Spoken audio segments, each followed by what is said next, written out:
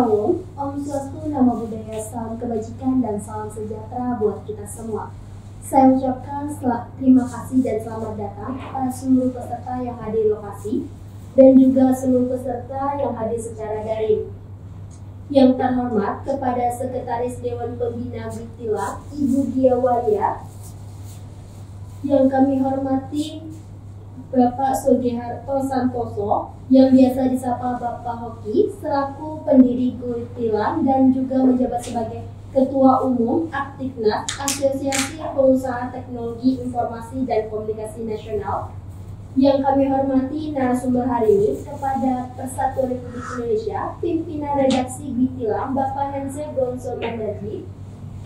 Dan yang kami hormati narasumber hari ini kepada penanggung jawab Witila, Bapak Cepu Supriyanto. Sekali lagi saya ucapkan selamat datang kepada seluruh hadirin yang telah hadir lokasi maupun secara daring dalam acara hari ini. Puji syukur kepada Tuhan Yang Maha Esa sehingga kita dapat berkumpul dalam acara hari ini, yaitu ngobrol bareng inspiratif yang bertemakan teknik penulisan berita, era promosi dan informasi ke depan melalui tulisan kamu sendiri sebagai storytelling. Izinkan saya untuk memperkenalkan diri. Saya Erika, mahasiswa Universitas Buddha Dharma, jurusan manajemen yang kini sedang magang di perusahaan PT Cyber Global Indonesia, dan akan ditemani Mbak Jana yang akan memandu acara siang hari ini sampai selesai nanti. Sebelum acara dimulai, izinkan saya untuk membacakan susunan acara siang hari ini. Yang pertama, pembukaan. Yang kedua, doa. Yang ketiga, menyanyikan lagu Indonesia Raya. Yang keempat, sambutan. Yang kelima, materi. Yang keenam, tanya jawab. Yang ketujuh, dokumentasi. Yang kedelapan, penutupan dan dilanjutkan sesi ramah tamah. Marilah kita awali acara hari ini dengan doa yang akan dibina oleh saya. Marilah kita berdoa sesuai kepercayaan agama masing-masing. Berdoa dimulai.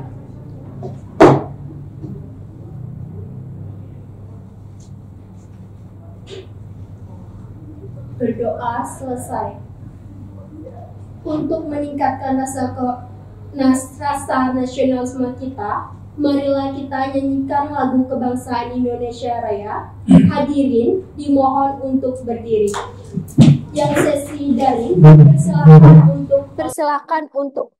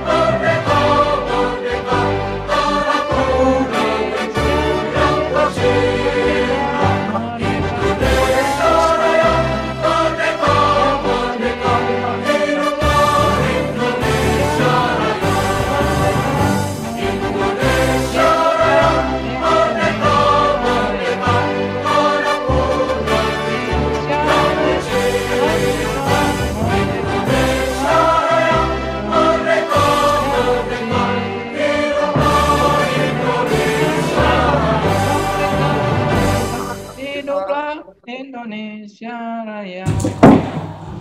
Acara selanjutnya kata sambutan dari Ibu Dia Waria selaku Acara selanjutnya kata sambutan dari Ibu Diawaria selaku Sekretaris Dewan Pembina Witila. Waktu dan tempat dipersilahkan.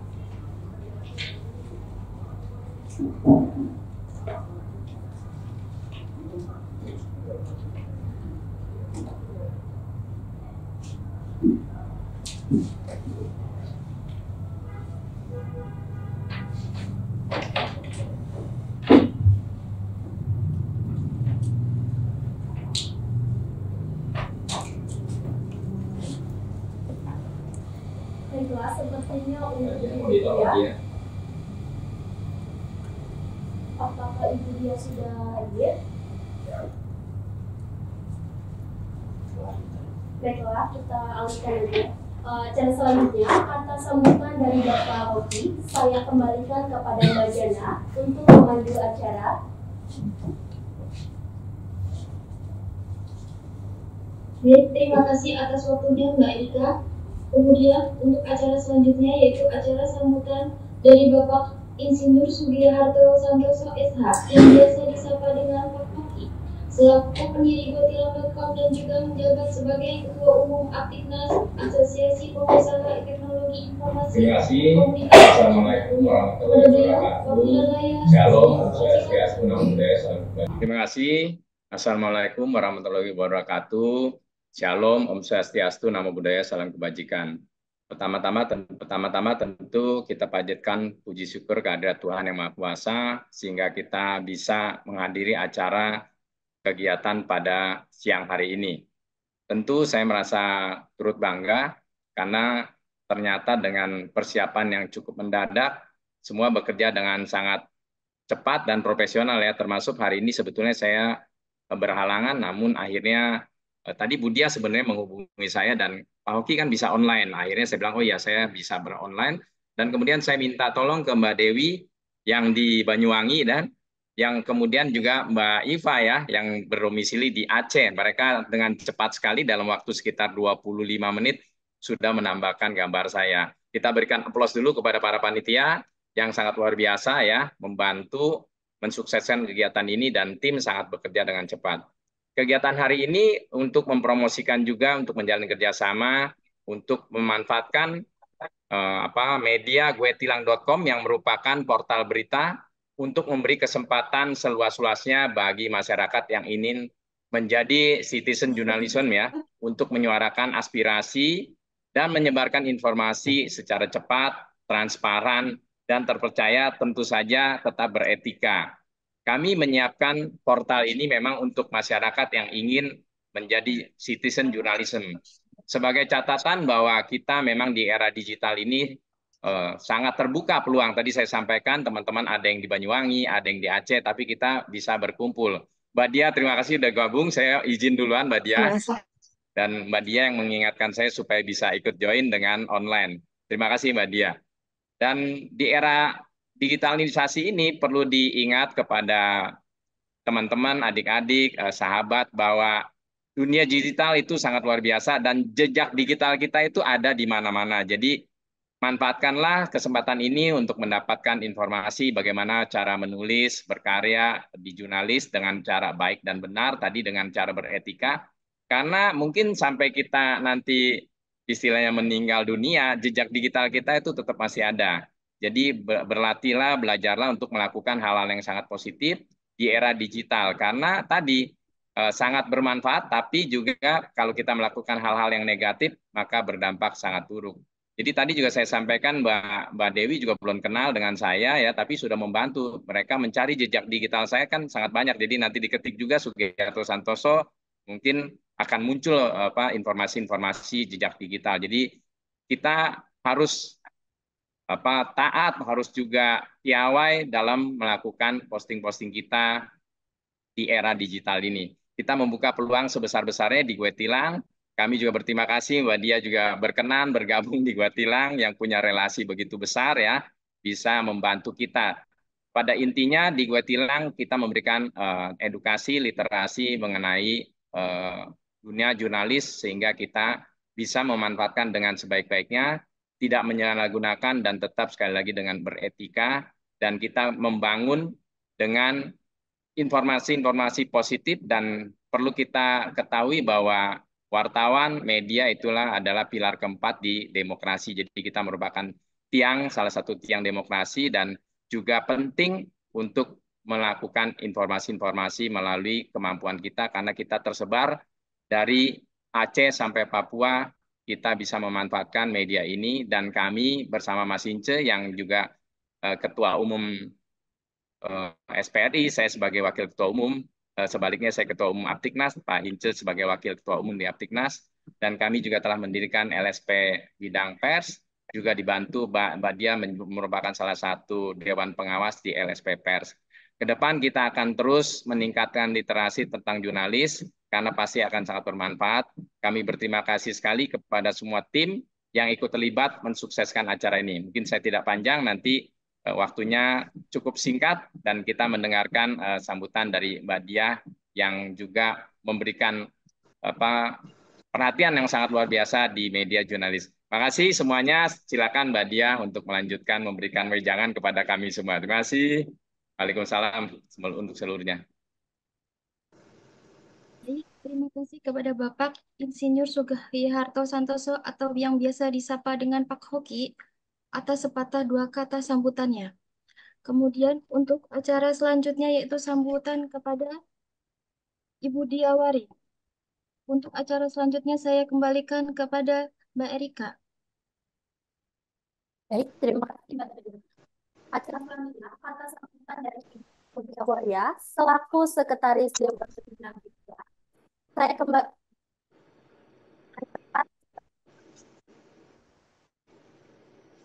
Assalamualaikum warahmatullahi wabarakatuh. Salam sejahtera, Om Swastiastu, Namo Buddhaya, salam kebajikan. Salam kenal untuk rekan-rekan semuanya. Terima kasih, apresiasi yang luar biasa kepada saya, Diawari Anjari, selaku dari Sekretaris Dewan Pembina dari Getilang. Terima kasih dari Mas Oki, terima kasih dari Pak Hence, selaku dari Ketum DPP Serikat Pers Republik Indonesia di bidang redaksi Getilang. Terima kasih juga kepada Pak Cepu Supriyanto yang sudah bergabung juga. Luar biasa, acara kali ini adalah sebuah acara yang memang ini kalau menurut saya sangat penting. Apalagi dengan memasuki era digital ini, luar biasa semuanya bisa bergabung karena cerita sedikit tentang apa yang kita lakukan. Dan saya sendiri, kami dibesarkan dari sebuah ini ya, medsos awalnya gitu. Jadi orang awalnya tidak mengenal diri, tapi dengan adanya kekuatan digital, kekuatan medsos, dengan sebuah karya, dengan sebuah kiprah, itu sangat menentukan apa ke depan yang menjadi perform kita. Dan khususnya dengan acara ini, kami ingin melibatkan para generasi Z dan di sini milenial ikut terlibat. Kenapa? Karena uang digital ini bukan hanya untuk menjadikan diri kita ini sebagai ajang promosi, kita memperkenalkan diri, tapi ruang digital ini memberikan suatu juga usaha yang produktif, bagaimana kita ini menjadi seorang penulis, menjadi seorang entrepreneur, karena pers itu menurut saya juga buah usaha produktif juga ya.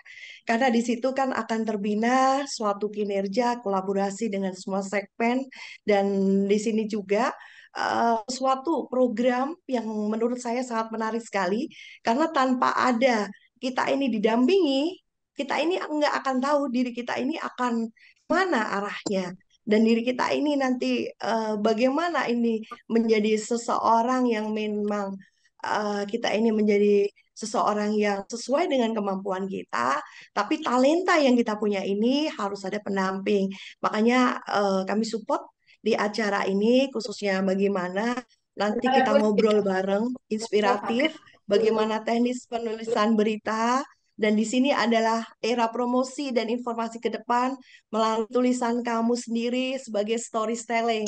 Karena saya sendiri setiap pagi saya pasti upload. Saya pegang HP, saya upload bagaimana kegiatan saya hari ini, apa yang sudah kita lakukan di hari ini, dan apa ke depan yang akan kita lakukan. Karena secara tidak langsung, kita juga memberikan informasi kepada relasi kita. Dan pastinya dari storytelling yang kita berikan ini, orang akan melihat bahwa kita punya aktivitas, bahwa kita punya informasi. Disitulah nanti relasi-relasi yang ada di dalam grup, misalkan di dalam HP, contoh simpel, kita punya WA. Nah, storytelling ini menjadi kekuatan. Kita punya Instagram, kita punya mungkin Twitter, kita mungkin Facebook, ataupun apa media lain sebagai sarana medsos kita atau akun kita ini sebuah kekuatan dahsyat menjadikan energi baru untuk diri kita sendiri menjadi seseorang yang akan luar biasa ke depan gitu.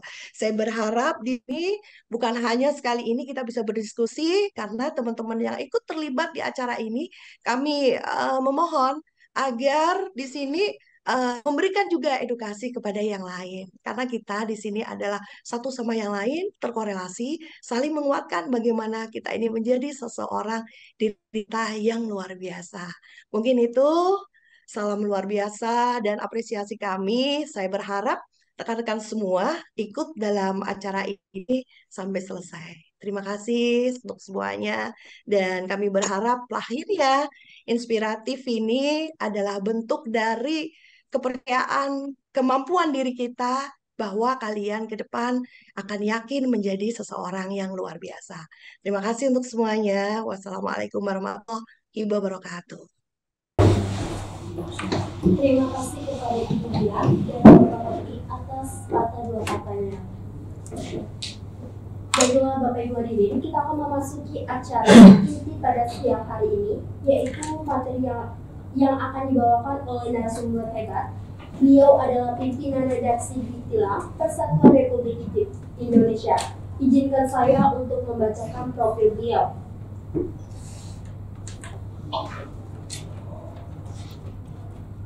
Riwayat pendidikan beliau di Setiabudi Beringin Manado, lalu lanjut ke SMA Negeri 1 Manado, lanjut di SMP Frater dan Bosco Manado. Lalu beliau juga mengikuti organisasi di anggota PWI Sulawesi Utara, lalu pernah juga ketua DPD SPRI, lalu pernah mengikuti organisasi pelaksanaan tugas sekjen DPP SPRI, lalu menjadi ketum DPP SPRI, lalu menjadi sekretaris Sekber Persatuan Indonesia, lalu pada tahun yang sekarang menjabat menjadi ketua DPP SPRI.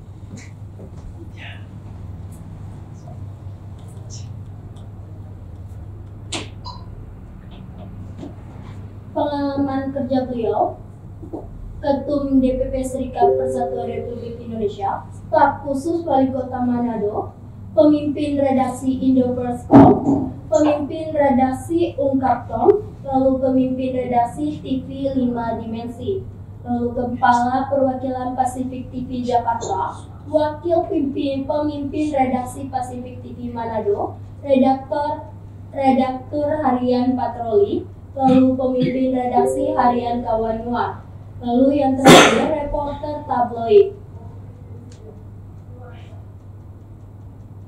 Beliau juga mengikuti informal education, yaitu pelatihan Azure Competition BNSP tahun 2021, lalu mengikuti the refreshing course of ISO, lalu mengikuti Competing Reporting Workshop British Council pada tahun 2004.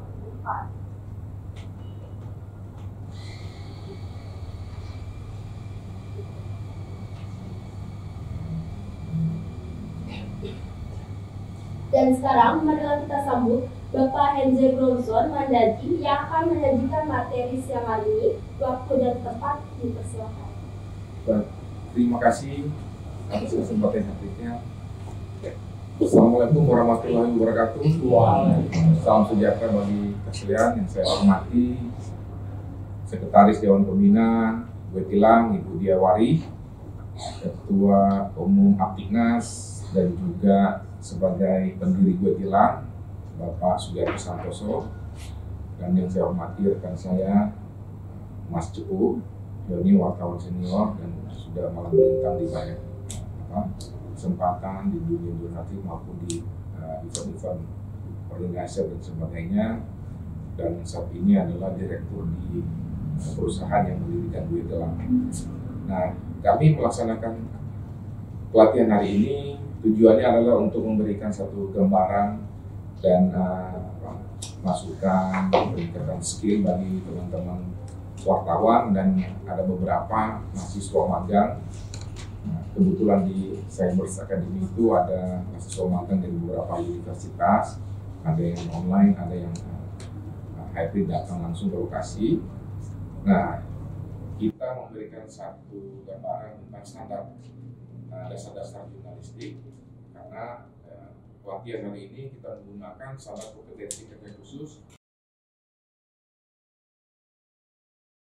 Kita memberikan satu gambaran tentang standar dasar-dasar jurnalistik, karena kita memberikan satu gambaran tentang standar dasar-dasar jurnalistik, karena pelatihan hari ini kita menggunakan standar kompetensi kerja khusus yang sudah diregistrasi di Kementerian Kerjaan RI, yang menjadi skema di LSPPR. Nah, bahan ini yang kemudian saya sebagai pemateri menyampaikan itu sebagai dasar-dasar, sehingga ketika misalnya teman-teman ada yang wartawan, ada yang calon wartawan mau ikut sertifikasi, dia ngambil dasar-dasar. Setelah itu mungkin ada pendalaman materi. Tapi intinya bahwa hari ini kami akan mencoba membawa materi tentang penulisan naskah berita. Tapi sebelumnya kita akan mengurai sedikit tentang mekanisme keredaksian. Di redaksi itu kan dari standar kompetensi ini ada 5. Ada merencanakan dan mengusulkan topik, itu artinya setiap wartawan kalau dia mau meliput itu harus ada perencanaan dulu dan usulan. Bukan tiba-tiba ujung-ujung dia langsung datang ke lokasi liputan tanpa ada persetujuan dari Pemret ataupun redaktur. Nah, itulah kompetensinya seorang reporter, dia harus mengusulkan. Mengusulkan itu kan bukan ujung-ujung tiba-tiba oh ya usulan A, B, C, D. Tentu dia ada referensi. Nah, seorang reporter itu dia harus mampu mengumpul referensi-referensi terkait informasi yang sedang hangat atau yang benar-benar tersembunyi yang tidak diketahui publik. Karena informasi-informasi menarik itu yang menjadi keinginan pembaca dan pemirsa kalau dia televisi. Nah, dari situ kemudian dia mencari dan mengumpulkan, artinya dia liputan. Setelah mengusulkan, dia liputan. Nah, liputan itu kan pasti harus diketahui oleh redaktur sama Pemret. Redaksi harus tahu. Kemudian di dalam liputan itu ada namanya kompetensi melakukan wawancara dengan narasumber. Setelah itu, setelah liputan, dia menulis berita. Nah, kompetensi menulis berita itu nanti akan kita dalami sebentar. Nah, dalam menulis berita itu, kompetensi dan kemampuan skill terakhir dari reporter itu setelah dia menulis berita, semua yang dia tulis dari rangkaian dia liput, usul berita, liput dan sebagainya itu, final check adalah dia membaca berita itu, dia edit sendiri. Nah, itulah yang akan kita utarakan hari ini, tapi lebih stretching kan menulis berita, karena ini yang paling penting. Kemudian di dalam membuat perencanaan liputan itu tentu ada tiga bagian, ada membuat perencanaan, menentukan liputan, dan menyiapkan bahan liputan. Nah, di dalam alur perencanaan liputan itu ada rapat. Biasanya di redaksi itu wartawan itu ada rapat redaksi. Kalau rapat redaksi zaman dulu, waktu kita mulai masuk di kajian media cetak, kita kan dulu belum ada online, itu wajib datang. Pagi datang, rapat redaksi, mengusulkan, disetujui oleh redaktur persenan Pemret, lalu setelah itu kita liputan. Nah, di situ kemudian ada namanya rapat proyeksi berita setelah kita liputan. Jadi hasil liputan itu diproyeksikan. Mana yang naik headline, mana halaman headline di halaman kan kalau dulu koran itu halaman 1 itu kan itu ada headline-nya, mana berita paling utama. Nah, di masing-masing halaman ada juga berita utama masing-masing halaman. Cuma dengan adanya di media digital online pergeseran sedikit, tapi tetap ada namanya rapat redaksi. Rapat redaksi zaman now itu kan lewat WA, grup Instagram, Telegram itu dan sebagainya. Disitulah tempat misalnya orang rapat redaksi zaman now atau lewat Zoom. Nah, kadang-kadang kan orang nggak ketemu langsung, tapi dengan adanya kemudahan WA itu sungguh luar biasa nih teknologi sekarang ini. Nah, memudahkan orang tidak perlu datang. Dia misalnya kalau Jakarta yang semacet ini, kalau dia tadi ketemu dulu di Kelapa Gading, lalu kemudian dia meliput,